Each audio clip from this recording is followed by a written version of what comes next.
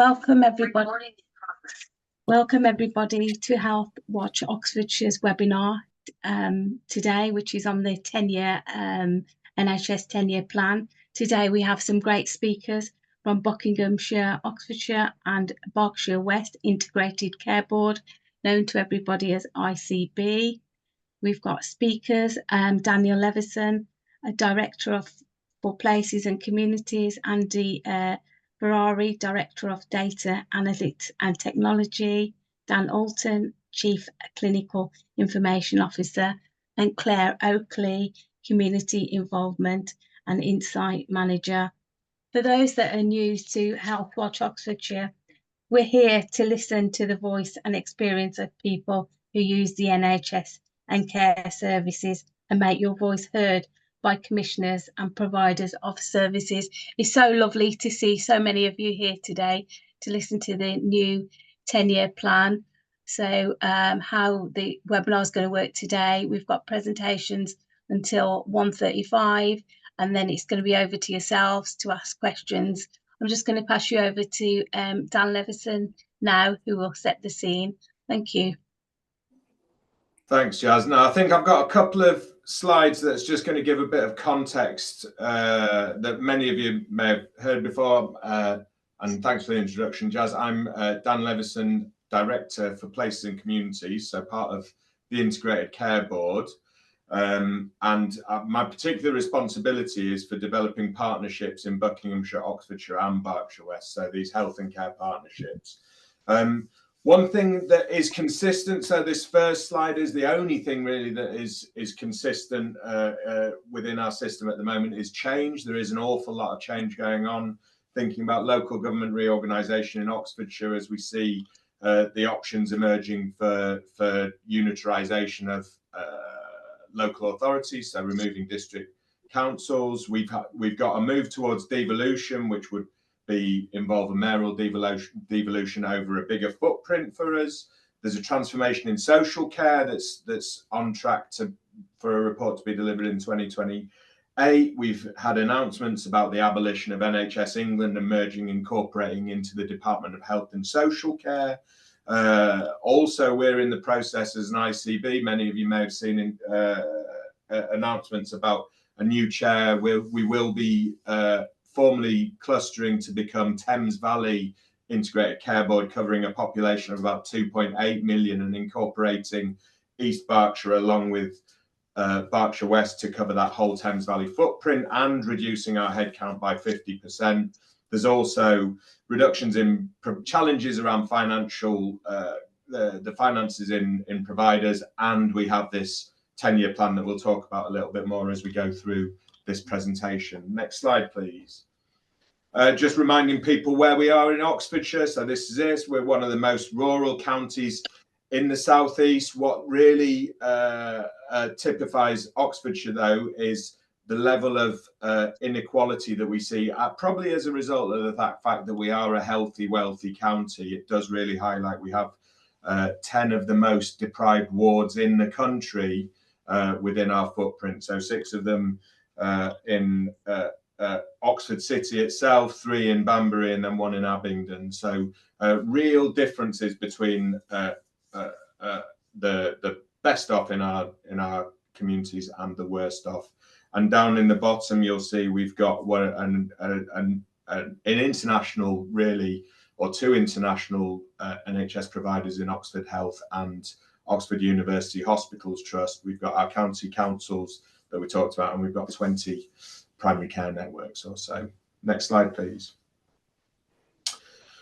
And so just coming back to the inequalities, I think what that really means, and some of the stuff that you'll hear us talk about as we go through this presentation, is what that really means is deprivation particularly drives a lot of the inequality in the outcomes that you see. So on the right hand side, you'll see that's the difference between healthy life years. So we talk about not only do people living in deprived areas die significantly younger than those that don't live in deprived areas, but also the years that they do live, they spend more years in poor health. So we really are making that correlation with deprivation. And then if you add on other minoritized or marginalized groups, so people from racially minoritized groups or people with learning disabilities and things like that, you see a doubling down of those inequalities. And you see down at the bottom some of the stuff that we're really trying to address through the plans that we have. Next slide, please.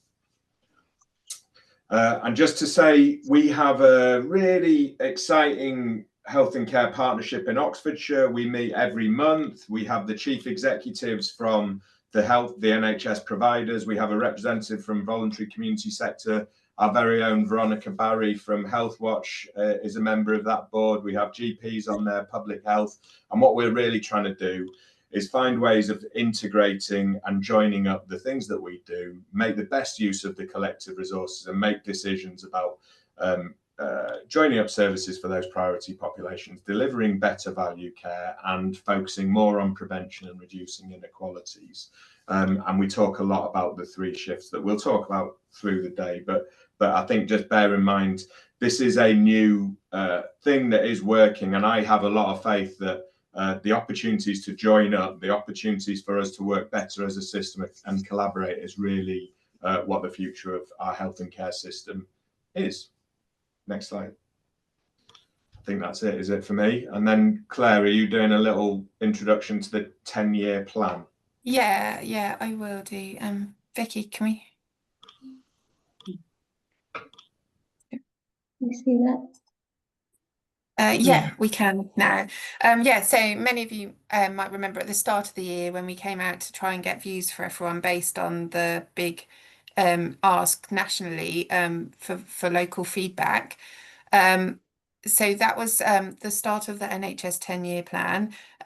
There was a big kind of ask to find out what, due to the fact that waiting lists across mental health, community and secondary care were really bad, there's difficulty accessing GP and dentists with poorer outcomes on conditions and evidence of kind of widening inequalities.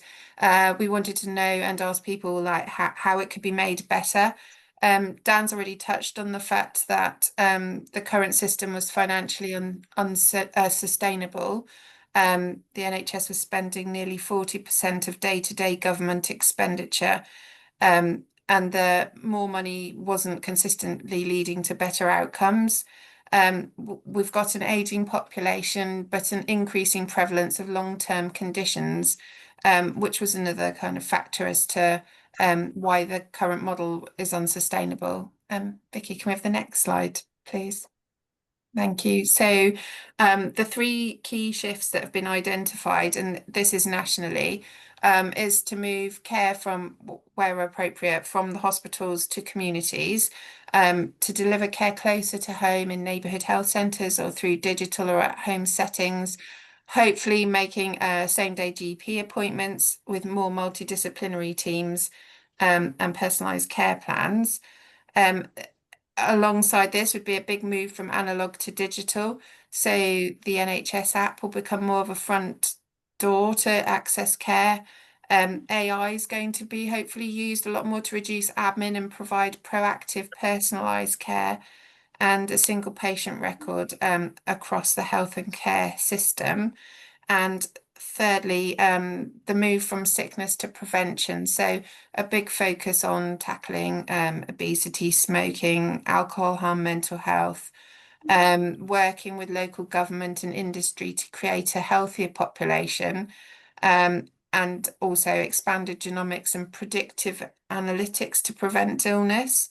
And now I'll pass on to Dan again and a couple more colleagues, another Dan and Andy, who will talk about the parts in more detail.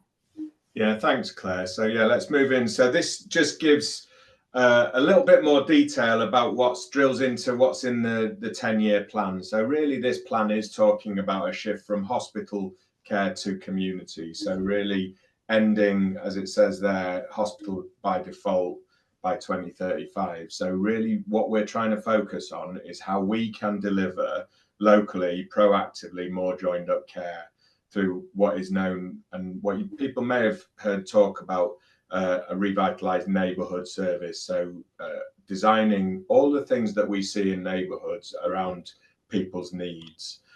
some of the stuff that we should expect to see over the course of the next 10-year plan. And I do stress this is a 10-year plan. This isn't going to happen in 12 months, 18 months, 2 years. Some of this is complicated, requires big cultural changes and organisational development. But we should begin to see a change in the proportion of investment that goes into community and primary care. So we should start to see more proportional investments in those areas as we go through, which hasn't always been the case. There's talk of establishing neighbourhood health centres. So these should be hubs where people can expect to access different services locally, avoiding unnecessary visits and trips to hospitals in the future, particularly looking at how we deliver outpatient and chronic care services in the community. So bringing some of those services from hospitals into the community, delivering some of them digitally, which I'm sure we'll talk about later with Andy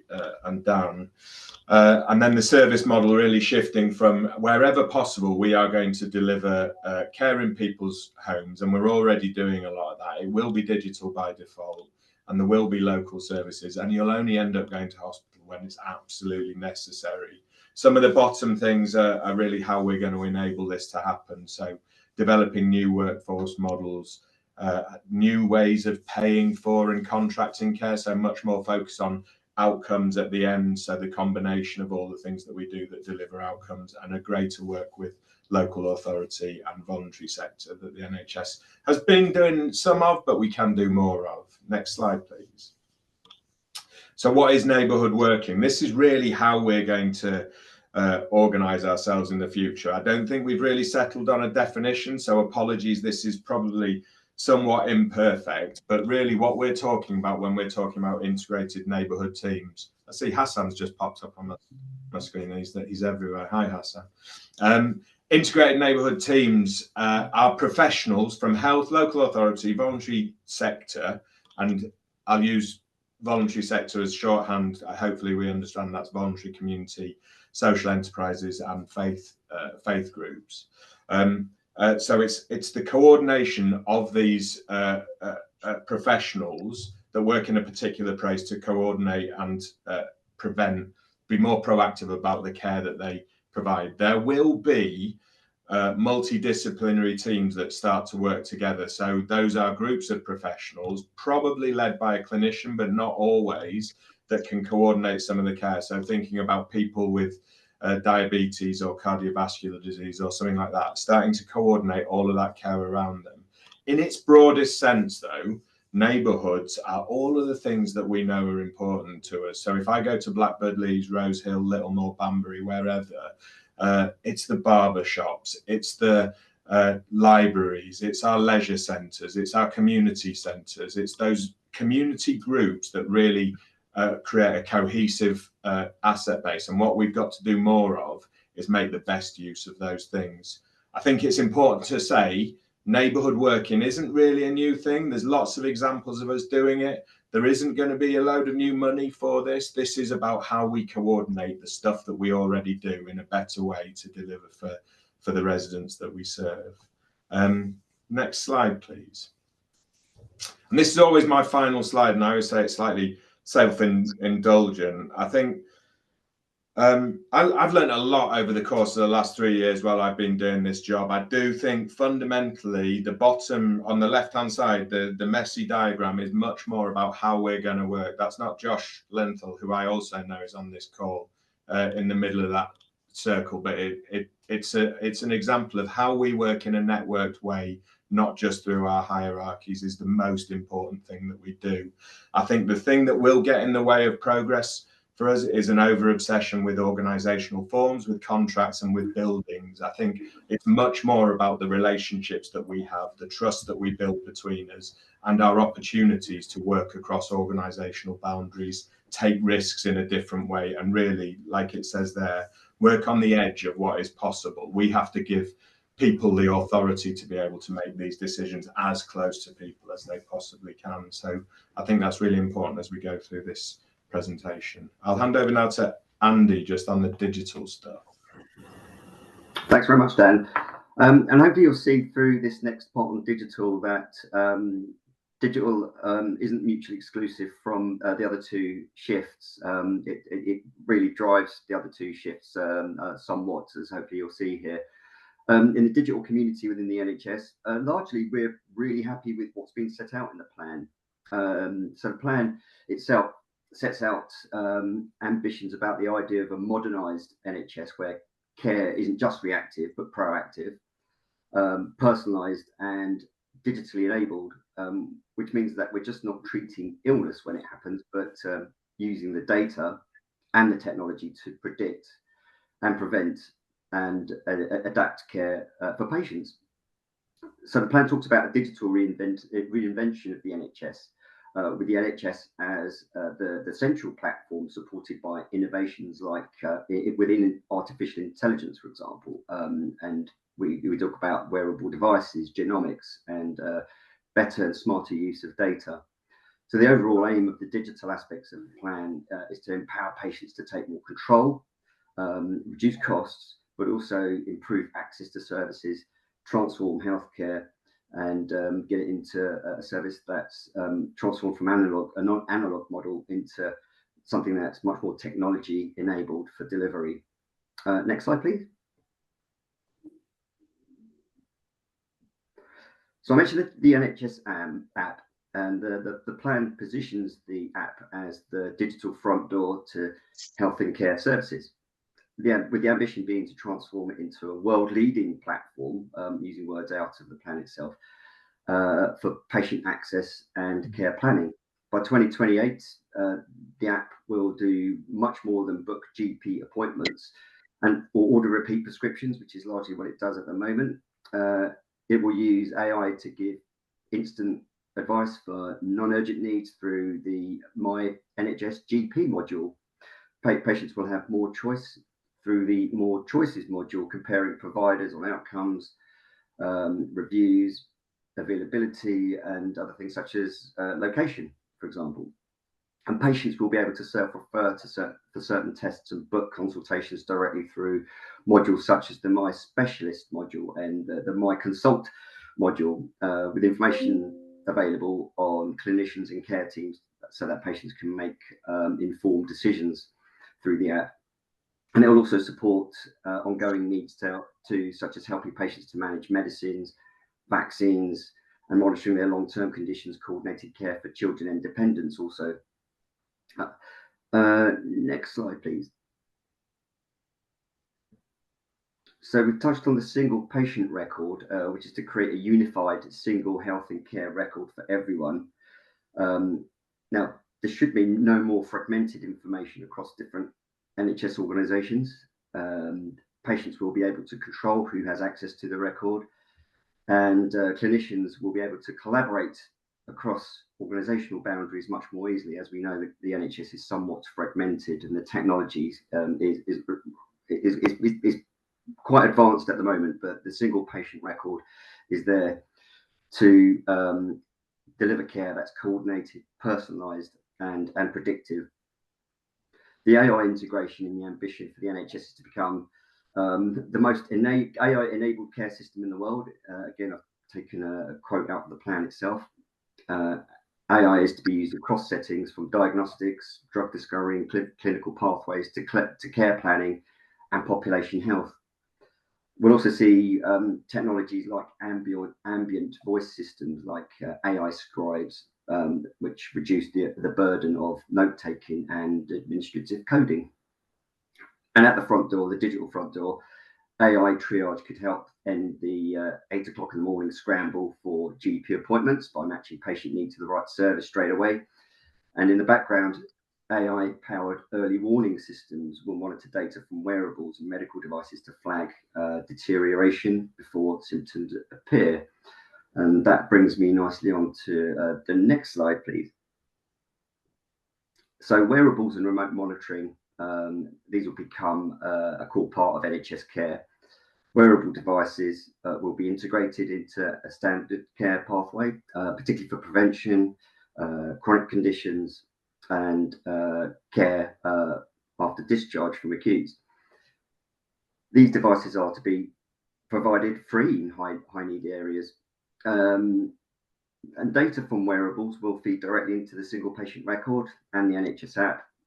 This integration will further enable virtual wards, allowing many patients to be monitored and treated safely at home, shifting the model of from reactive, waiting for an appointment when a problem arises, to proactive care, where needs are identified early and care is preemptively delivered. And we also touch on digital transformation in hospitals and community care here.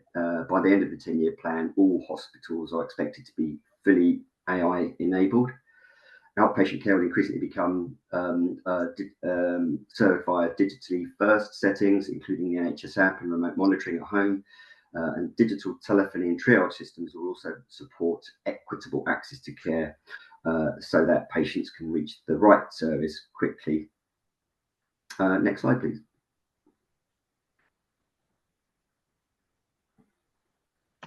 Sorry, it's just taking time to come up on my screen. There we go.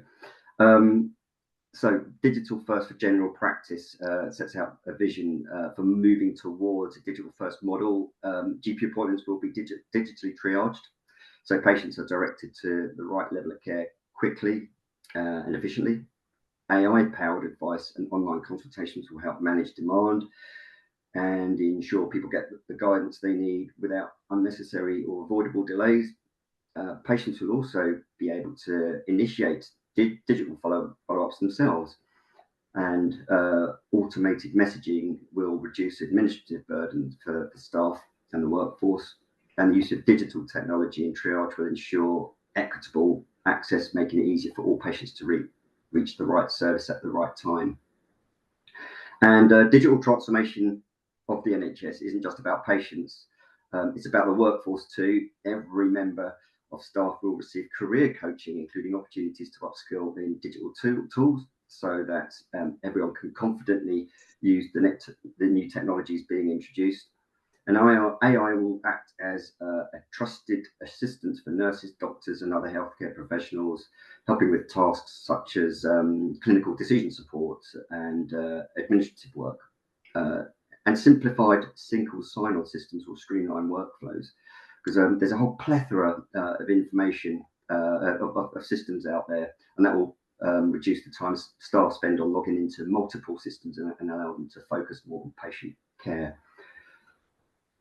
And the last slide there, I won't talk through this necessarily, just to kind of, and this isn't within the plan, it's rather unofficial, but it's my thoughts on how the various facets of the plan come together in providing the AI capabilities, using the data within the single patient record, and how that works for the predictive modelling, the wearables, and ultimately a digital first patient experience. So that's me. Thank you very much, Andy. So my name is Dan Alton. I'm a GP in Berkshire and Chief Clinical Information Officer for Bob ICB. And I have just this one slide to explain about the parts of the 10-year plan that outline how we're going to shift from treatment to treatment and prevention.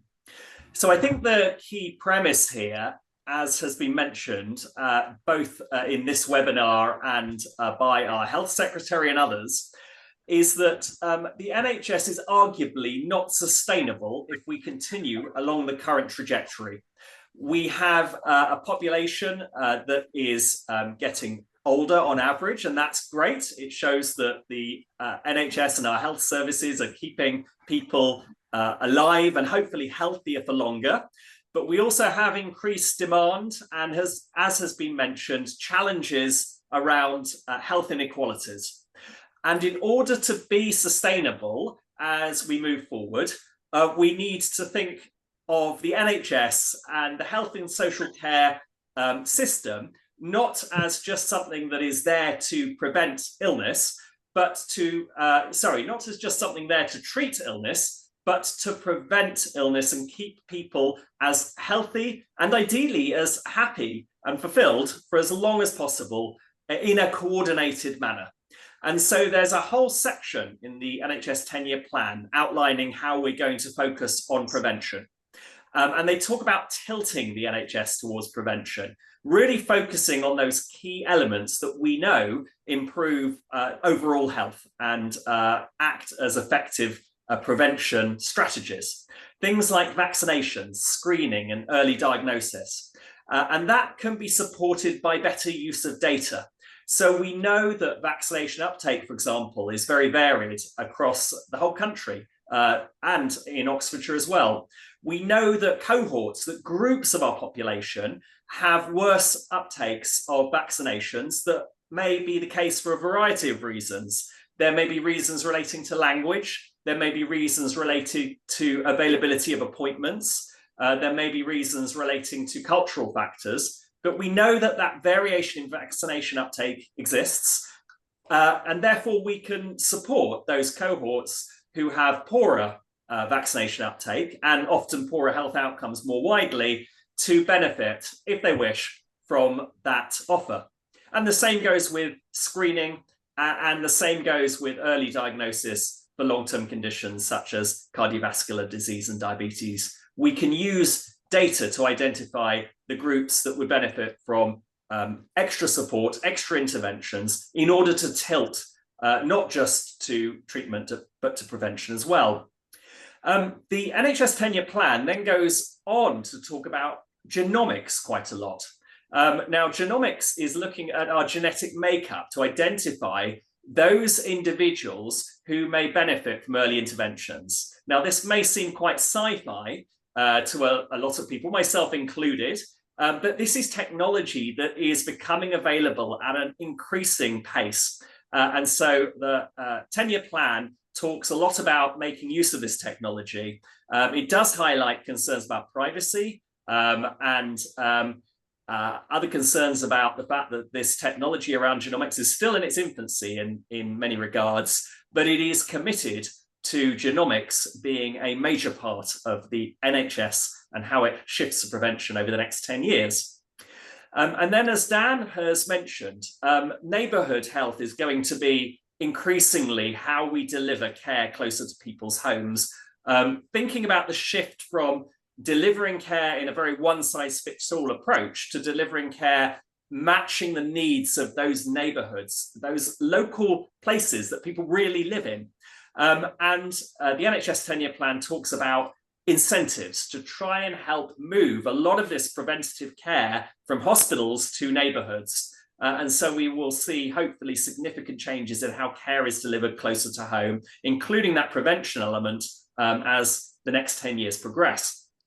Now, in order to achieve this, prevention accelerators are mentioned, community-led methods to tackle variation with a particular focus on two major disease conditions that we know are driving a lot of the morbidity, the illness in our society at the moment: cardiovascular disease and diabetes, particularly type 2 diabetes, the type of diabetes you tend to get in older age groups. And those prevention accelerators that I mentioned, we don't have much detail yet, but they will support moving that care into neighbourhoods. We do have a neighbourhood development plan that is gradually coming on board with some pilot sites to help realise this vision. Very early days at the moment, but hopefully as the next few months progress, we'll see more details on things like the prevention accelerators and the neighbourhood development plans, getting a little bit more detail about how that will work. And as I mentioned, working in neighbourhoods is really important, but part of that is working with local partners in local authorities, local government, and importantly, the voluntary sector and communities themselves. I think the concept is more than just reorganizing organizations delivering care. It's about creating an organizational culture where partners work together on a flat hierarchical structure, ideally, where everyone has an equal voice to be able to design these new interventions, these new services, this new approach, which is delivered within these new neighborhood constructs. And that will require some important changes, including very clearly things like mental health support in schools, which is mentioned. We know that there has been an exponential rise in mental health presentations from younger people, including those at school. And so they have mentioned mental health support in schools being something that is a key priority. And there's a lot of agreement around that. Looking at the chat, where is the money coming from has been asked. That is yet to be determined. That is yet to be determined, but hopefully things will come down in time. There's also a focus on considering health in the round rather than just thinking about illness. Even prevention of illness is still thinking about illness, thinking about health and how we live our lives more widely.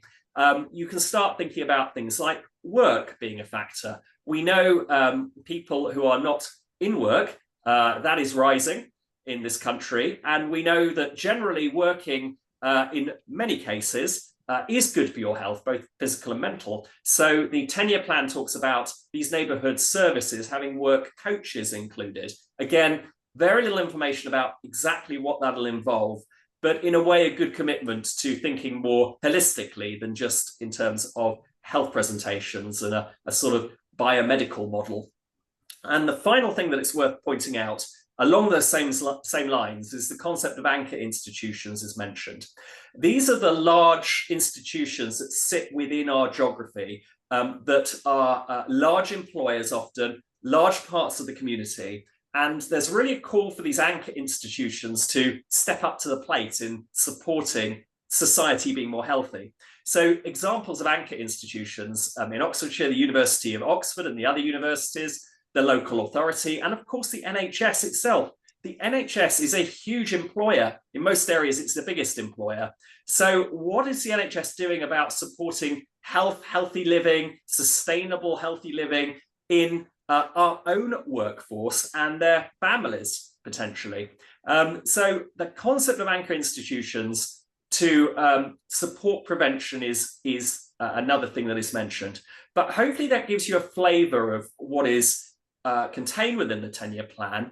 From my reading of it, it's more of a change of ethos, thinking holistically, thinking in a person-centred manner, designing services with the individual, the citizen, the resident at the centre, rather than just continuing doing what we've always done, and thinking more broadly in terms of partners to deliver this. Hopefully, we'll get a little bit more detail as time goes by. But it's an interesting concept and hopefully it'll work well when we get a bit more information. And now I think we're handing to me. Yeah, thank you. Yeah, thank you very much. We've had some great speakers and very informative information about the 10-year plan. I'd like to pass you over to the floor now. If we've got any questions, I know there's a few questions in the chat. So shall we take Maddie first? Thank you, Jazz. Thanks to Dan and the team. My name is Mehdi Scaria. I'm representing the Wantage Church Street PPG, and I'm also a member of the SOPA. I've just a couple of questions to ask. If you don't mind, I start with the clarification. In one of Dan's slides, there was a figure of 137,000 people in Oxfordshire. Did I get this right? Is that the population or population using NHS perhaps with that qualification in Oxfordshire? No. 137,000? No, I'll get it. It was a statistic about inequality. I'll get the figure and put it in the chat, Mehdi. Okay. Oxfordshire's still about 700,000+. It is. Exactly. Don't worry. That's not part of our neighbourhood planning. It was more than two conditions. Exactly that. Okay. My main question, Dan, is what is the when you're looking at the first shift, this is the from hospital to communities. What is the definition of community? Is the community sort of majorly dependent on virtually family? I mean, you know, we've got community hospitals and we've got neighborhood, but is the main emphasis on the family? And if it is, in the 10-year plan that you are presenting, How is that going to be achieved in 10 years, especially in the cases of, let's say, 60 plus, to actually have families, some of these people living man and wife, or perhaps as a single person? How can a family be able to actually shoulder that kind of responsibility? Okay, and the very last thing, you and the team's very helpful presentations. Would you make available the copies of the slides, not in the presentation as such that Jazz is going to do, but separately the copies of the slides? Yeah, I don't think there's anything in the slides that we wouldn't be able to share. So yes, we can, Mehdi, we can do that. I think your question about how do we define communities is one that we are grappling with. I think again, a lot of this I'm going to give an imperfect answer, and Dan, Andy, please add if you think I've missed anything. But we're not necessarily asking more people, individuals and families, to take more responsibility. There may be a requirement. People may have to. We may, as a society, have to figure out how we're going to look after each other, how we're going to take responsibility for our well-being, how we're going to be responsible residents. I don't know if anyone ever saw the Wigan deal. A few years ago, Wigan went out to the residents, engaged with them, and they gave an assurance: we will, as public servants, provide this, and in return you will provide this. There's interesting kind of social models to happen. I think what's really important to say about what we're doing here is taking a strength-based, asset-based approach to this. So what I've learned from working with voluntary community sector is, if I go to any of these communities, however I define it, and at the moment we're not defining it by 50,000, 250,000, 500,000 populations, because I don't think it's right, because everyone will see neighbourhoods differently. I see a neighbourhood differently from you and others on the call. But what we are saying is, let's look at what we have in those communities. Let's look at what we have in our neighbourhoods. Let's look at what we provide by way of care, by way of specialist services, by way of nurses, by way of things like physical activity, leisure centres, and let's identify people that will benefit from us coordinating around those people. And so that's what we're going to try to do. And it is difficult. And so I think it was you that said about the cultural thing. Some of this is going to take a lot of cultural changes. And one of the things that Dan talked about was our ability now to use the information that we have, much the same as supermarkets would be able to pretty much target us because they can look at what we are shopping. We know how people interact with the services we provide. It's just a question of using that intelligence to identify who are the people that are most likely, if we don't coordinate care, are most likely to end up in problems, and then coordinate the care better. So that's what we'll be doing. Would it be helpful if I gave a sort of example of how this might work in practice? So if you go right back a couple of decades, if you had poorly controlled type 2 diabetes, you would be identified, hopefully, by your GP as having poorly controlled type 2 diabetes, referred to the hospital. There you will see a diabetic specialist who will put you on more drugs. And that will be that. And you'd hope that you'd get better. What the vision is, I think, for that same individual now is that based on the fact that they would be identified early as having worsening diabetes before it got to being that very poorly controlled state, the neighbourhood services would be there to support proactively in advance of things worsening, ensuring that that individual gets all the opportunities to keep themselves as healthy as possible. Now, what that may involve would be a social prescriber or a health coach from their local neighbourhood team would have a consultation with them to try and help them understand how to live in a healthier manner, have a better diet.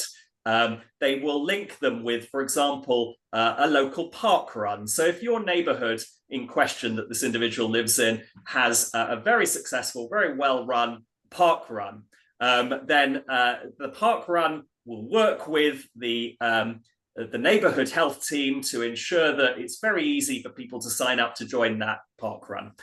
We know that loneliness, for example, if someone is lonely, it is as bad for your cardiovascular health as hypertension, high blood pressure. So if that individual, when they are seen by the social prescriber or whoever in the neighbourhood, is identified as lonely, they'll be put in contact with local voluntary sector organisations, clubs, to encourage them to live as healthy a lifestyle as possible within the boundaries of what that individual would like. They are empowered to live as healthy as possible in order to stay as healthy as possible for as long as possible. So it's not just a biomedical model, as it's called. It's looking at everything more widely, supported by that neighbourhood environment, and working very much more closely with local authority assets, with voluntary sector organisations, with community groups, with community leaders, tailored towards the individual's specific needs. And that's the only way we can really keep the population as healthy as possible. And we are not, unfortunately, leading the pack internationally when it comes to healthy lifestyles. I do some work, or have done in the past, for the WHO, and one of the things that's very clear is a lot of countries are pushing harder on this than we are. And I think the 10-year plan realises we need to focus on prevention and holistic care a lot more than we are doing currently. Thank you, Daniel. Next one is Tom, and then I've got Tracy. I better be brief because I'm an interloper from Reading, but just to say, a few years ago, I think under Jeremy Hunt, money was moved from public health to the hospitals, basically, and as a result, we have a really impoverished health visiting system. So I'll believe in a shift taking place when I see the health visiting service boosted and a really rich and helpful health visiting service. So what's the chance of that? I think go have a look at Oxford Health website. So last year, the 0 to 19 Universal Services was recommissioned. It was boosted with additional visits, health visiting visits between 0 and 5 to improve the outcomes for development by 5. And they've added an additional visit for kids up to 8 years, particularly for those ones that are eligible for children's school meals. So I think if Ansaf was here, he would say that they've contracted and commissioned that, and there's a new 7 to 10 year contract in place. I'll have a look on the website in Oxford Health for more details about that. Thank you. Thanks very much. That's good news. Thank you. Tracy? Tracy, are you there? Oh. Sorry, just trying to unmute myself. I thought it might be useful. Just a quick thank you to all the speakers today and to my Healthwatch colleagues for supporting this webinar.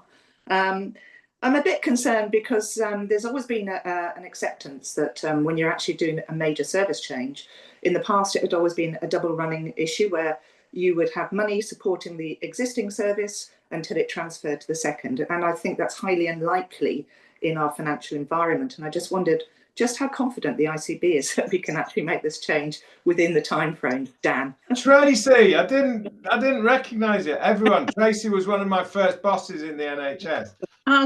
How confident are we, Tracy? I think you know how this is. We have to be confident. I think the things that give me a sense of confidence is there is a feeling of we're all in this together, and I think there is a recognition that particularly we know public service trust is as low as it's ever been. So we have to do something differently. So that's the first thing.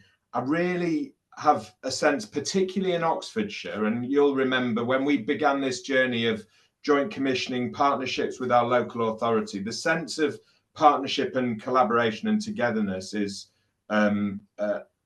really encouraging. And I do think, and this may, I may be wrong on this, but unless we're good at the best systems, will be the ones that are best at collaborating. So we have the foundations of it. We've got a Section 75 agreement between the local authority, and we've pulled about £570 million of our funds already. So we're already looking at our money together and looking at our resources together. We've got a joint commissioning team that covers start well, live well, age well. So we're really starting to look at those end-to-end things, and our place-based partnership meets every month. We focus on our relationships. It's attended by really the most senior people in the system, and it includes, and it's a really inclusive partnership as well. So we've got people from the voluntary sector in there, and we heard from graduates recently, and we invite in community and things like that. So I have some sense of hope, but I think, Tracy, you're right to temper this with the fact that there is unprecedented demand for our services. So I can't go anywhere, whether it's voluntary sector, social care, acute hospital, mental health community, GPs, without really feeling overwhelmed by the demand for our services. And so it is really challenging. But I think that's why Wes Streeting and others has set us the challenge of saying we can't tinker around the edges. There has to be something fundamentally different. And I guess we do have a little bit of discretion with some of the funds that we use. We can make choices. That's what I say in my place-based partnership stuff. Like we feel like our hands are tied. We say that we don't have any extra resources, but I always say, I think in healthcare alone, I think we probably spend about £1.5 million a day.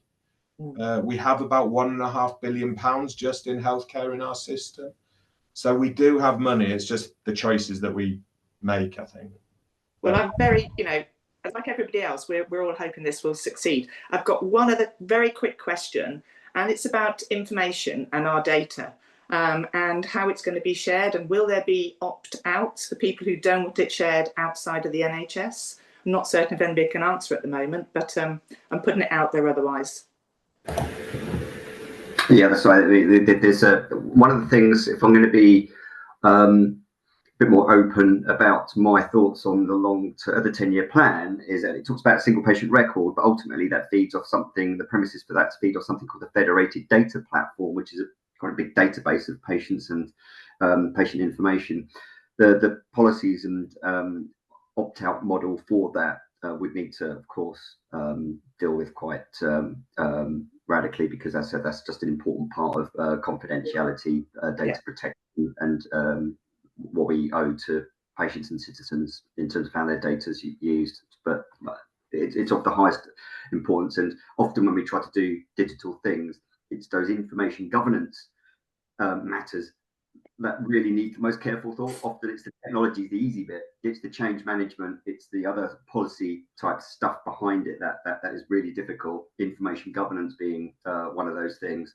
But I can't give you a definitive answer on what that looks like right now, but please rest assured that with over a decade's worth of information sharing projects and programs that we've had locally in Bob alone, we've learned a lot of lessons. We've got some good collateral to take forward into what the future NHS looks like in terms of digital.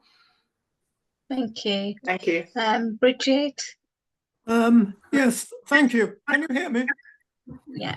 Okay.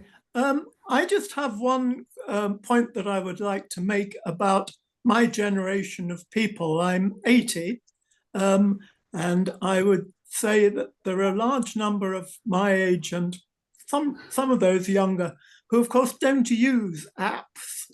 And some of them have trouble with mobile phones, as indeed I do. I live in the centre of Tame, but I have no reception for my mobile. I have to go out into the garden, so it kind of puts me off using it. Can you just bear in mind that there will be a proportion of the population, particularly the older population, who is just not going to be able to participate in all this? I know I don't want to stop it for younger generations. That's certainly not my intention. But either there's got to be some other provision for us, or you're going to have to try and provide some sort of centre that we can go and try and learn and do whatever we're supposed to be doing.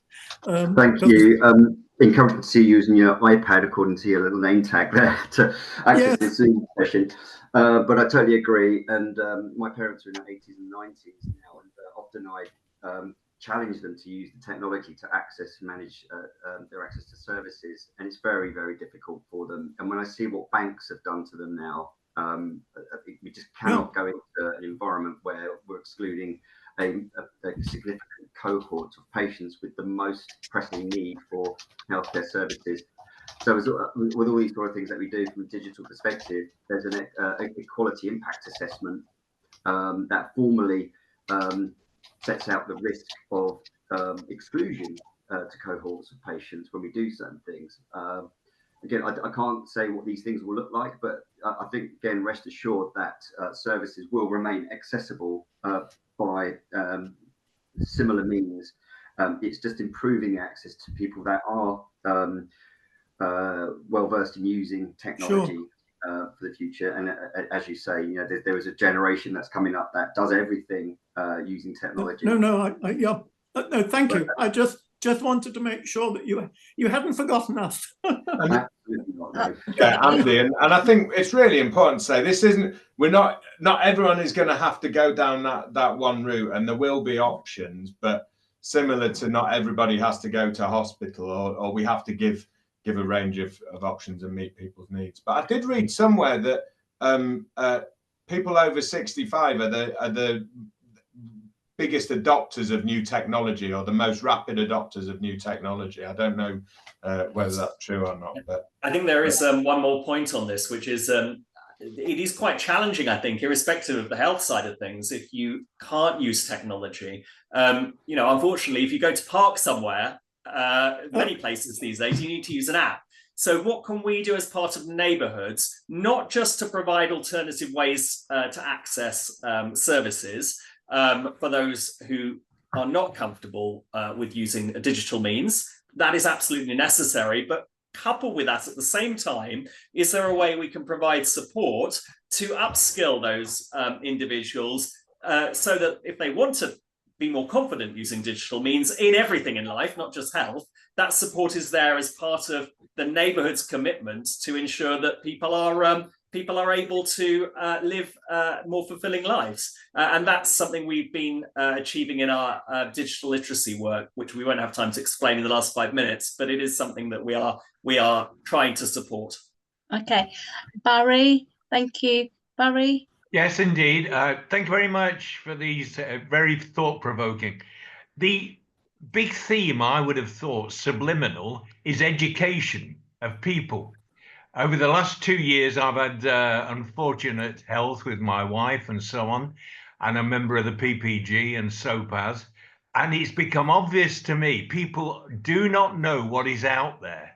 And now we are about to superimpose on them a 10-year plan, which they need educating from the cradle to the grave.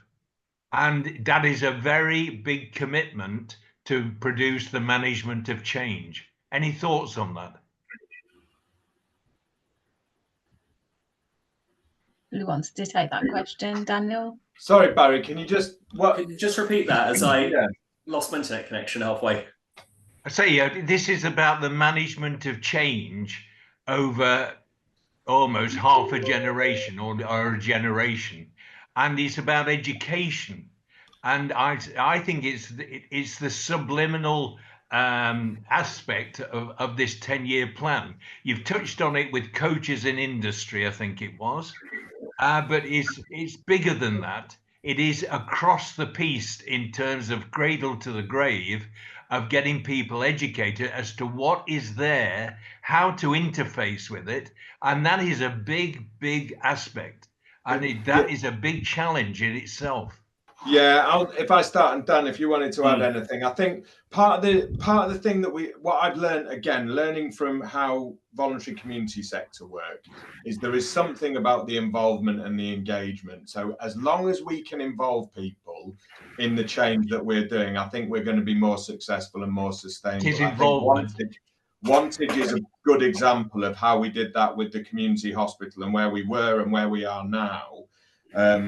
So I think there is some of that that needs to go on, and I've lost my train of thought, but it will come back to me, Barry, just around the other bit. Yes, I think I would just add that I think you're absolutely right. This is a more fundamental shift than just, as I said, rearranging services, and education is going to be crucial. The thing that we keep coming back to is previously we've done things to communities, and I think the ethos of some of the elements of this plan is to co-design and co-produce solutions with communities, so that actually the hierarchical structure is flattened. We are equally both health service experts, digital experts, local authority experts, and communities being experts in themselves come together and work out how best to improve the health given the current financial constraints we have and the assets we have on the other side. And so education is going to be absolutely key for this, shifting that almost responsibility to communities to try and ensure that we are together designing how we spend this funding that we have to keep our population as healthy and as well as possible. And I remembered my train of thought came back, sorry, Jazz, and it was just the idea of educating people in how to interface and access services. What people tell us, and whether you're a resident, whether you work in the system, our services, it's too complicated. We have too many services, too many acronyms, and it's not clear when and where people. So the first thing that we have to do is simplify those services. So I'm not going to sit here and say I need to educate people in whether to access a RACU, an EMU, an MIU, a UTC, a single point of access, an SDEP, because it's too complicated. And it's too complicated for professionals as well. So there is something we have to do about simplifying it. Yeah. Well, look, Barry's, we've got the back of Barry's head now. Thanks, Dan. The other things in the chat was again about people being over the age of 60, the support for the NHS app, and also those groups like the disabled groups, how we're going to reach out to those as well. So Healthwatch have just done a survey, and the report will be out in November, is about people accessing the NHS app. So that's something that we need to think about. And the other thing is Healthwatch has worked with PPGs, and a lot of PPGs have done a lot of training for the NHS app, which has been great. Is the patients training people in their practice, which has been a great success. The ones in Wantage and Whitehall's practice, and also we've made a film as well about the NHS app, PPGs and the support. So, do you know, we're here to listen to what people are saying. And this is all very new to people and can be quite frightening for when we go out to talk to people of this new change. But I think together in Healthwatch, you know, in the neighbourhoods, everybody's quite committed. And, you know, we want this to work for everybody, ensuring they have a voice and they have access to health, which is really important. I'd just like to say thank you to all of our speakers. You've been amazing. And thank you to everybody that's participated today. And the webinar will be on our website, the recording, by the end of today or tomorrow. And our next webinar is going to be in November, and that's about cancer. Thank you. Thank you. Thanks, very much. everyone. Thank you. Thank you. Thank you.